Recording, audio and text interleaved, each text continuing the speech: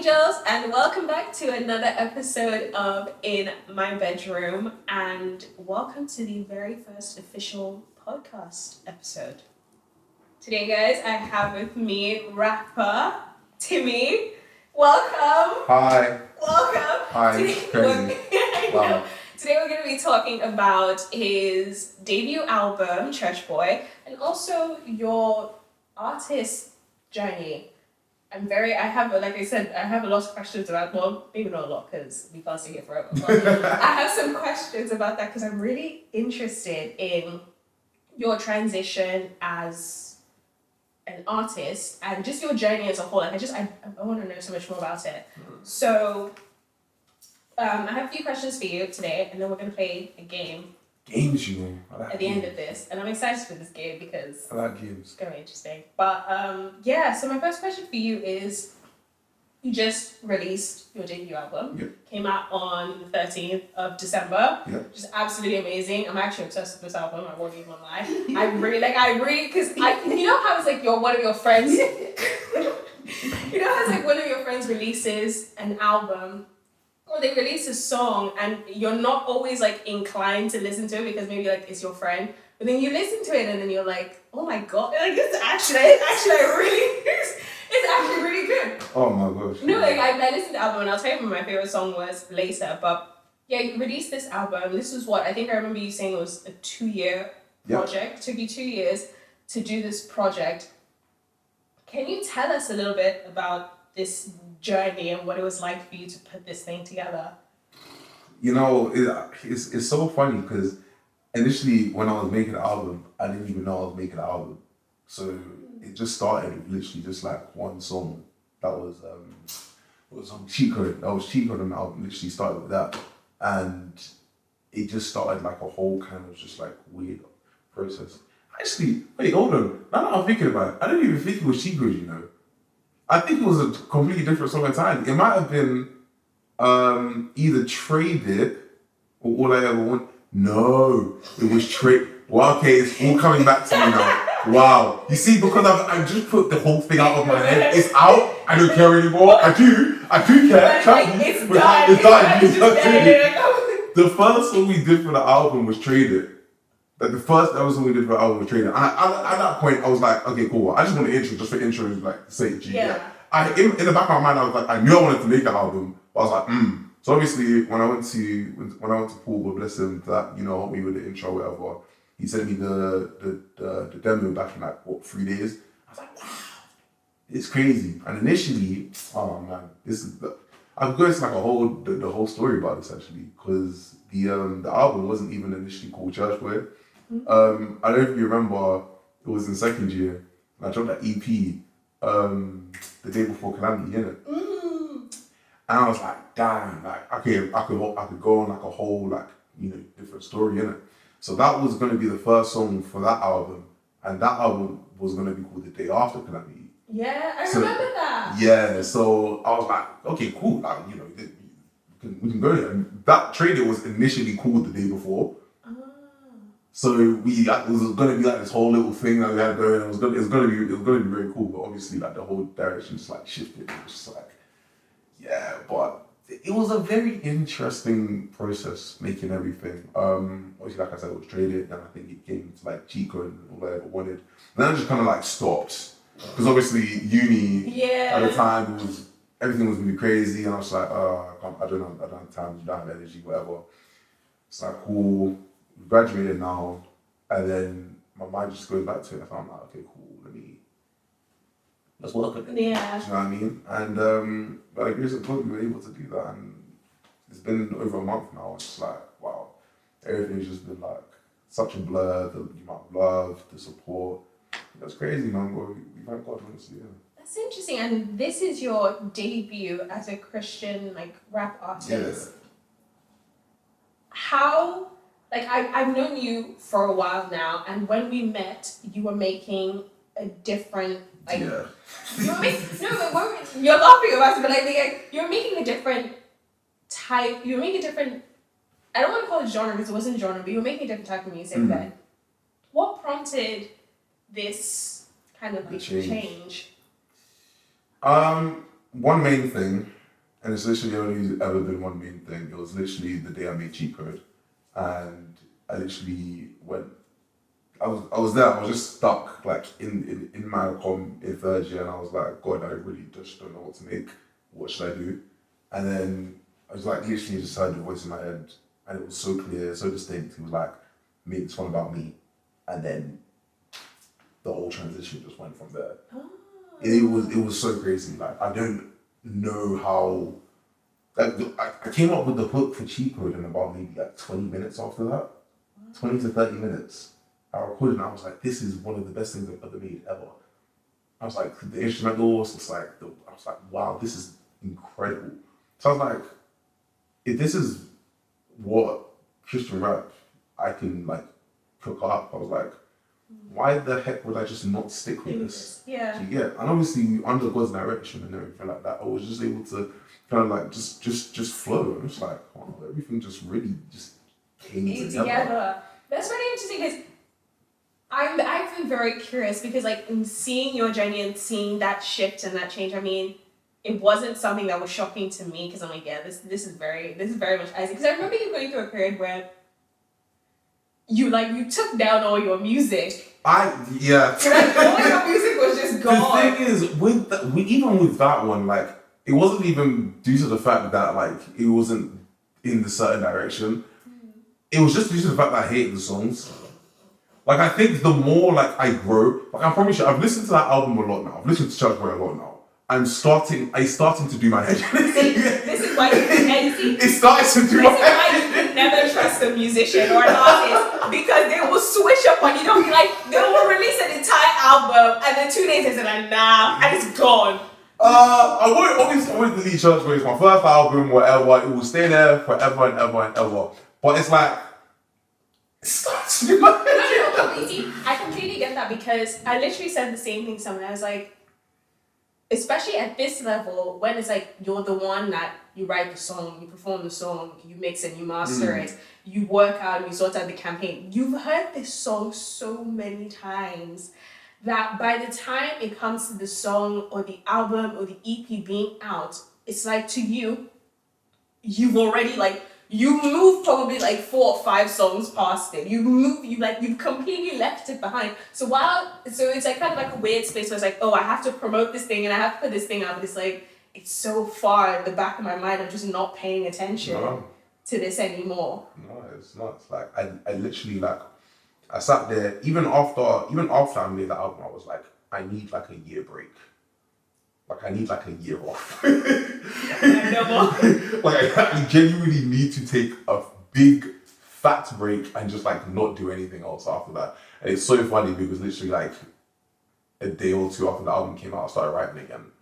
So it's just like, the creativity, it comes when it wants to. Like, and it's so annoying. It's so annoying. I was saying to Jess not too long ago that a lot of the songs that I write on public transport. I can't do that. I don't know how I just don't know how it works. Honestly, like a lot. Like, I wrote the second half of Point on the plane back from America. I wrote Prove It, the entire song of Prove It on the bus to work. I wrote Church Boy on the bus to work. What else? Whatever wanted was at uni, so that doesn't count. Misbehavior was in my room, so that doesn't count. There was just a bunch. I think there's a lot more. Elephants, I think I wrote on public transport too. Yeah, it's just mad. Like, the amount of inspiration that can come to me when I'm on the bus, it was crazy. I've just never been able to. I'm someone that like, I mean, so when you do that, do you sing? Like, do you like rap out loud? Oh, it's really embarrassing. Because I'm like, I have to sing out loud. Because I can't rap in my head and get the same effect. Okay, exactly. Like, I almost have to like whisper it, and then like I have to lower like my AirPods just to make sure that I'm not like doing it too loud. I have to make sure like I'm not doing it too loud. Otherwise, like people are gonna start giving me stares. I was like, oh no, I couldn't do that. But yeah, man, that was crazy. That's very impressive. I've tried it before. And then I just get irritated because I'm like, I want to sing and I'm like, always like, especially because I sing, I'm like, there's this note that I need to hit just to make sure it's the right note, and I can't do it without making any more noise. So I'm like, I'm just gonna stop and then we'll carry on later. No, but that's really impressive. With this whole change and this transition and fully situating yourself in being a Christian rap artist now, what has your experience with that been like? Because it sounds like it was such a smooth transition for you. Like, were there any difficulties that you faced? I would say really and truly the only difficulty I faced was like marketing it to the audience I already had. Yeah.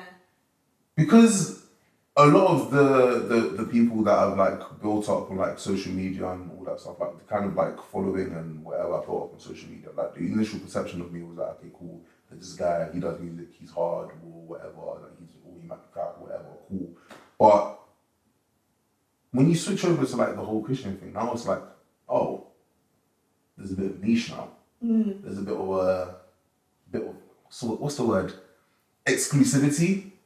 Yeah. But I don't want it to be like that. No, but do you get like it's never a thing where I want to be like, put in a box. Like I want my music to be for everybody. That's part of the reason why there's a bunch of different genres on the album.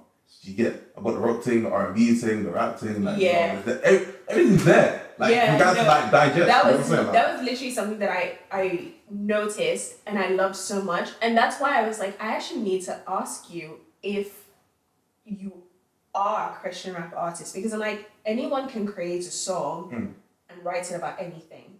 Because I mean, there are so many people within the industry that make pop music or make R&B music, but they're Christians too, and they can write a gospel song if they want to. They can write a song that has nothing to do with. They can write a song about love, and they can end up talking about God within that song, but it doesn't mean that they are now like a Christian artist or gospel artist.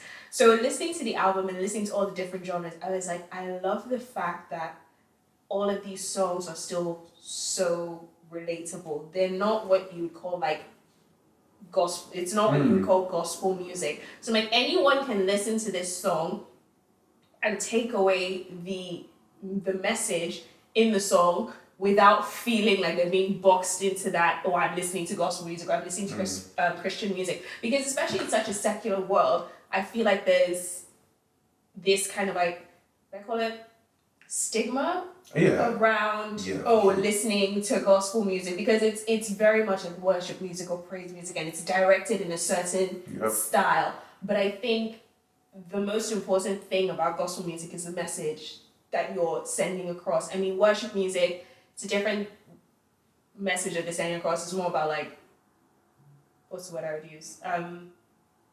Your headspace and really like putting you in the spirit.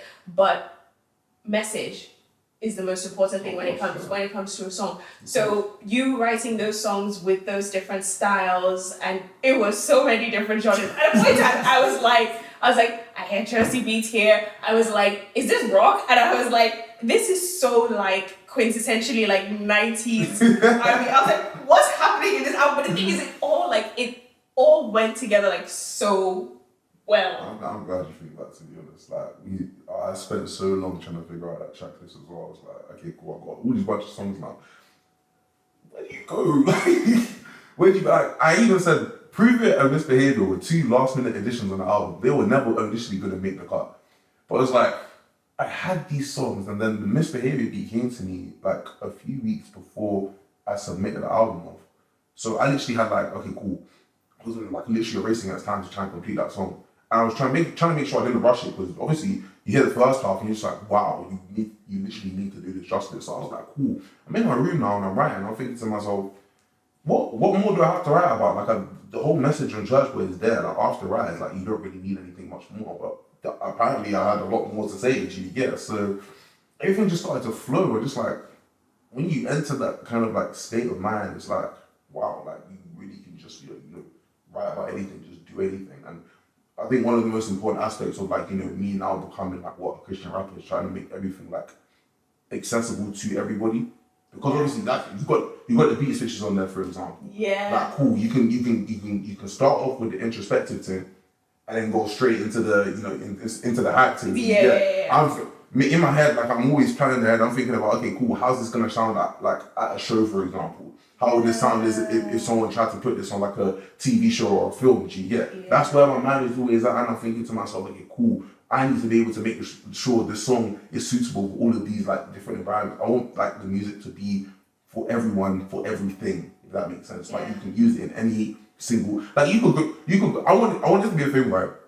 But if you had like a project, for example, and you needed music for the project, you can now pick out any individual song on the album and say, this will suit that, that will suit that. Just pick and choose. Even like the first half of the song, second half, third half, that sort of thing. If you were even going for like the last section on Rise, for example, where it's like the whole choir thing, you could literally just use that and just like, you know, it's all there. Yeah, that's what I'm thinking of. My head is... No, because I think you did a really, really good job with this album, because even when I was sitting down listening to it, I was like, this is so unique. I'm like, there's no one, I don't know anyone. The only person that I can say that I've heard of recently that I think is making music like this or trying to do something like this is Annika. And do you know who she is? Yeah, like, so I'm like, I'm just listening to her stuff. I'm like, okay, I'm like, I can see, I'm like, this is the only person I can think of. But I'm like, that's such an important thing, because it means that there aren't very many people out there making music like this, making music that is this versatile with this kind of important message. So kudos. I think it's a point, even with Annika as well, because obviously she very much like embraces her Nigerian heritage as well. Yeah. So she's obviously on the Afrobeats thing. But obviously, because she's, you know, from America, she's also obviously embracing the hip hop thing as well. So she's doing that whole balance really, really well. And that's something that I actually really do admire. I love it so much. She has my name, because one of my middle names is really? Yeah, one of my middle names is Annika. So I remember I commented that on her Instagram when she was talking about how she was changing it. I was like, my name is Annika too. I was like, that's so crazy. But yeah, no. I think it's a really, really important thing. I mean, something you also mentioned is how you were thinking about one of your experiences with this is your marketing process and how you're thinking about marketing that to your fans. After having released this album and marketed it to your fans, how do you think they've taken this shift? I had a couple people come up to me and tell me how much the album resonated with them. And with these people specifically, I know like on their Walks with Christ is not as strong as obviously they would like it to be. But I had some people come up to me and tell me that they found it so incredibly like relatable, and that it really like, you know, convicted them. And in my head, I'm just thinking to myself, thank you, Jesus. Like, this is why I do this. This is now why I'm supposed to do this. And it's mad. I'll tell you a story as well. It's so funny because initially, well, actually, to be fair, my dad was the one who put me onto music in the first place. I wouldn't be doing music if it wasn't for my dad, if I'm being completely real. Like, even though the secular stuff in the first place, I wouldn't be doing it without him. It's ironic because he's a pastor as well. So it's like, whatever. But even when I started, right, he showed me this one Lecrae song. I'll never forget, Lecrae Dream. It's a YouTube exclusive or something like that. One of them exclusive ones anyway. But he showed me that song around in 2013. And I remember this so clearly. It was like around the summer period. We were just chilling outside. Usually all the kids on our block, everyone was just playing outside with my neighbours and whatnot. It was a very fun time. And my dad's just sitting there near the door.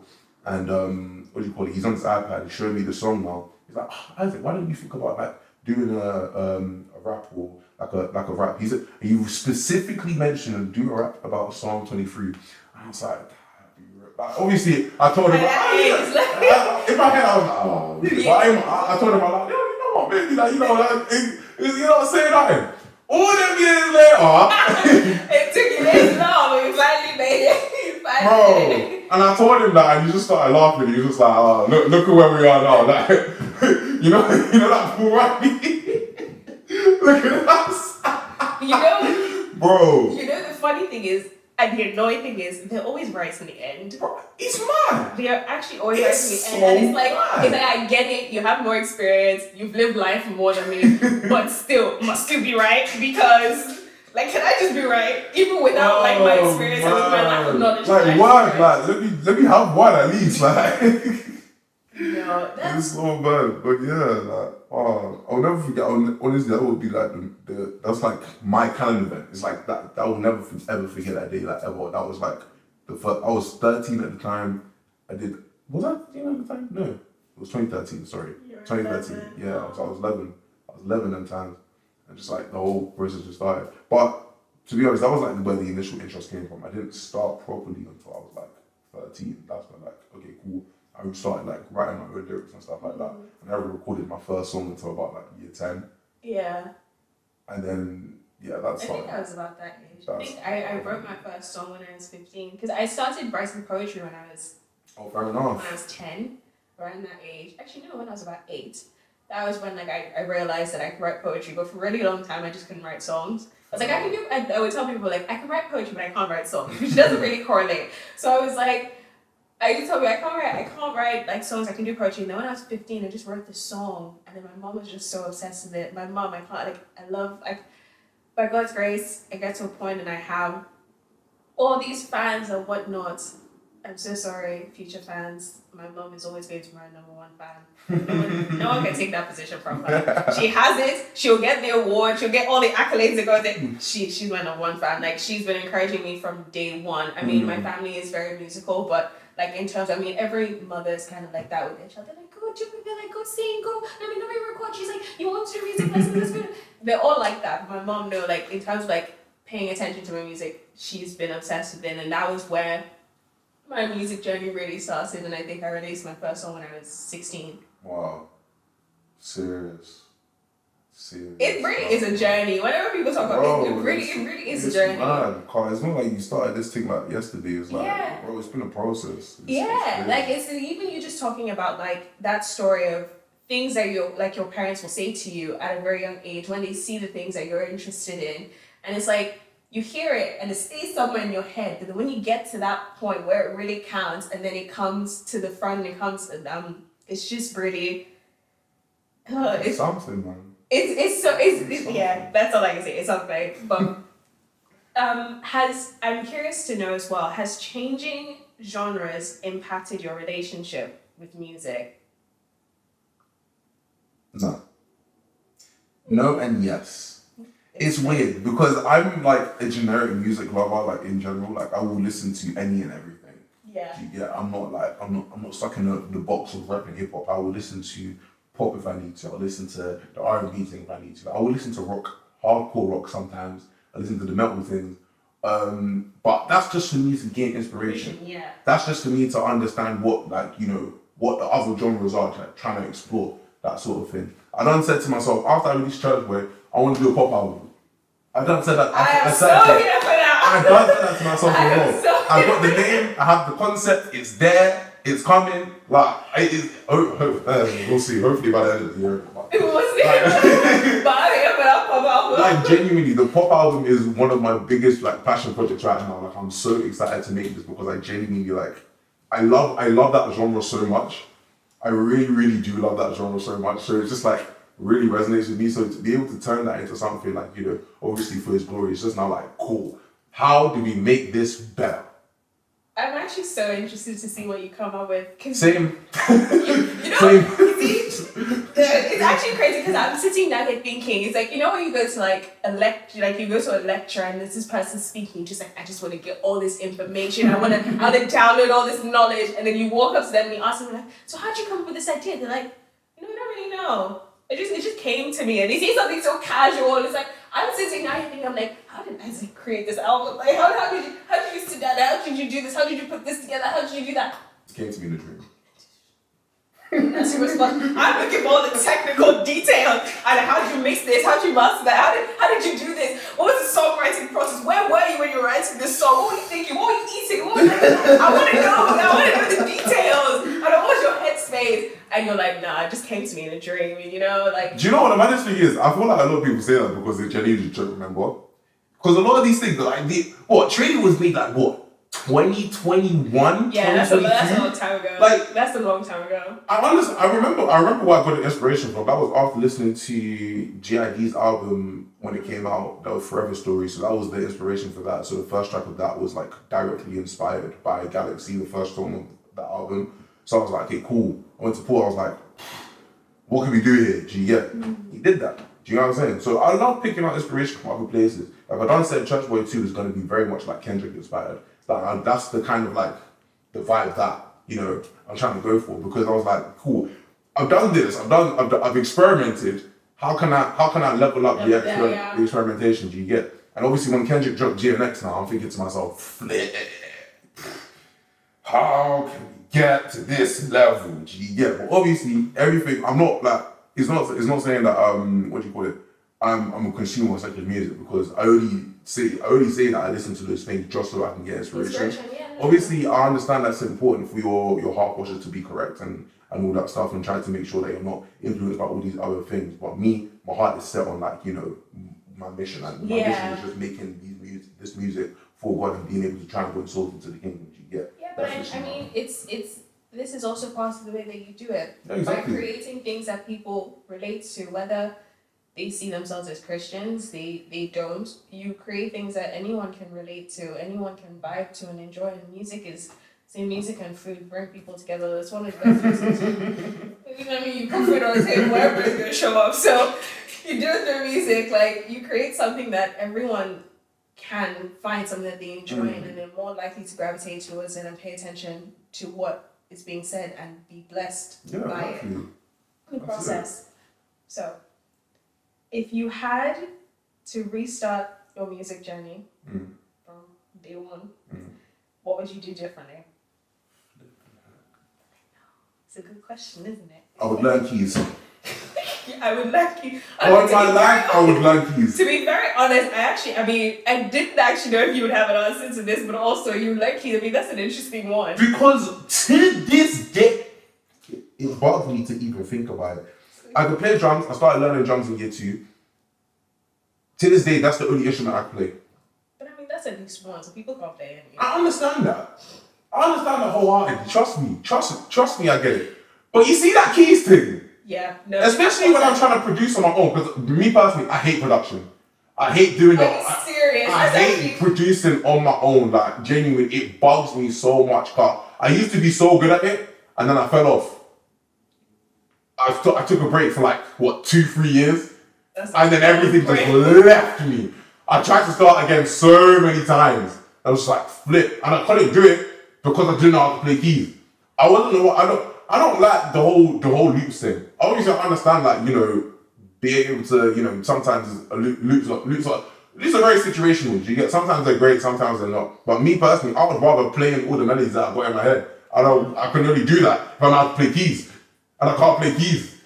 I mean, okay, keys. So we've established keys. What's it called? That's interesting. I can play keys, but I'm slow. So if I had to play like a full melody, I would start and stop. Like, Okay. I would do it in sections. I can do it. I used to be a little bit better because I used to play more frequently when I was about 15, 16. But not having a keyboard around, and then also not having a keyboard around to start with, so I stopped playing, and then I just never really got back into it, so I'm not as good. Same thing with guitar, actually, which I really want to get back into. I would also like to pick. See, thing is, I'm listing all these instruments I want to play. I'm like, I actually need to own them first. So that's what I'm thinking. So I'm like, well, then let's start slow. Okay, we have a keyboard, we can practice keys, but I really want to get my guitar in. My electric guitar, I haven't played it in a very, very, like almost a decade. So it's broken, I need to fix it. But I want to get my electric guitar back because I want to start playing it. I would love to get a bass guitar because I would love to learn how to play. See, the issue that I have is I like to do everything. So I think it's actually a good thing that I don't know how to do some of these things. So I have to get people involved, because if I learned it, you would just never see me. I would just release an album and I would have stressed myself doing all the work for it instead of getting help, just because I'm like, but I can play this and I can do that and I can do this and I can do that, so why shouldn't I just do all by myself? But you see, that even goes back into my character trait, because I don't like bothering people, like, at all. I would rather just make everything on my own and just not stress anybody out. Like, I don't mind asking for help. No, I mind. If I really need help, I don't mind asking. But these days, I don't like asking help if I can't pay someone. So I won't ask. I'll struggle in silence if I can't. Because the thing is, I feel like in this industry, especially at this stage in careers, people aren't necessarily given the compensation that they should be given. They're not paid in the way that they should be for the work that they give you and the work that they deliver. And I feel like people should be paid for their skill sets, for their talent. Yeah. But it's also like, I understand that at this stage, not everybody has the money to do that. So I'm very much the type of person that's like, okay, let's do this quid pro quo. But also, like, I really do want to pay you. So I almost never work with anyone unless I can afford to pay them. And I will always do my best to pay their rates without trying to cut it down and be like, oh, can I get a deal or anything? I want to respect the fact that this is your craft. Exactly. You need to get paid for it. Yeah. I want to pay you what you're charging. That's it. But, okay, so I have a game for you. I'm excited about this game. Me too, I'm very interested. It's going to test you. But Oh no. I don't basically, so the name of the game is How Well Do You Know Your Songs? Oh no, okay. How well do you know your songs? So basically, Okay, alright. I'm going to give you like a lyric, like a sentence or whatever from some of your songs. Okay. And you're going to tell me which song it is. And you have 30, so there are 5 different ones. You have 30 seconds to answer all. If you can't think of one, you can just say skip. But if you don't tell me to skip it, I'm not going to skip it. I'm going to wait to answer it. Oh jeez. Oh god, So- I gotta wrap my brain with this one. This is crazy.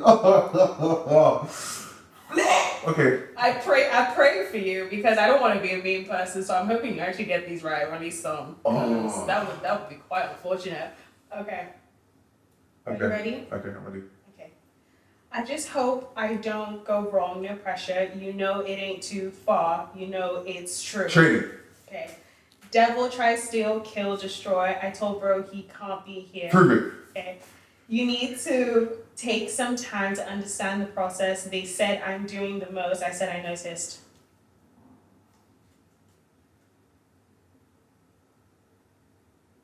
Wait. Skip. I need to love those, I need love, but the Lord's got a plan for me.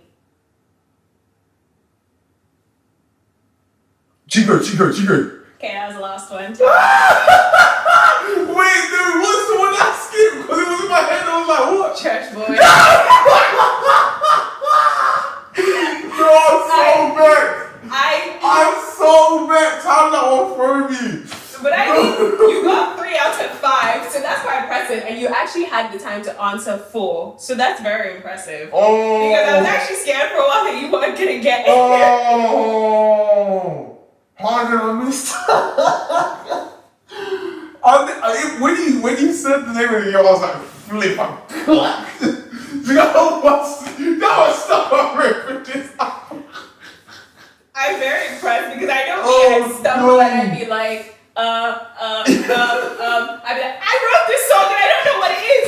No, that would literally be me. So very well done. You did well.